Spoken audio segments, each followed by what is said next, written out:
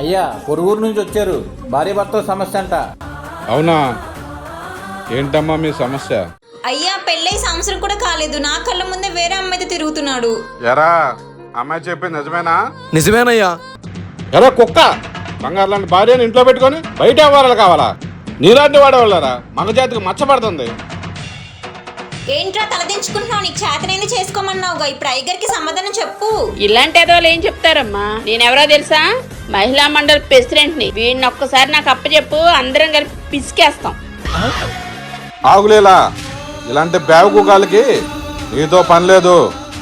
అరే సీను, ఇలాంటి ఎదవలకి ఏ శిక్ష రాసిందో చూడు. తీస్తా. నాలో ఉన్న క్రియేటివిటీ అయ్యా భార్యను మోసం చేసినోడికి 100 కొరడా దెబ్బలు, 1000 గుంజీళ్ళు అయ్యా. ఆగండి అయ్యగారు, శిక్ష వీడికి ఒక్కడికే కాదు దానికి కూడా పడాలి. పిలిపించండి. తప్పు చేసినప్పుడు తెలీదా? దాక్కుంటున్నావు, బయటికి రా. నాన్న నువ్వేంటి ఇక్కడ ఉన్నావు? ఆహా, విధాడిందిరా నీతో నీ వింత నాటకం. ఎవరమ్మా నువ్వు? నా మొగ్గుని పట్టుకుని నానాని పిలుస్తున్నావు?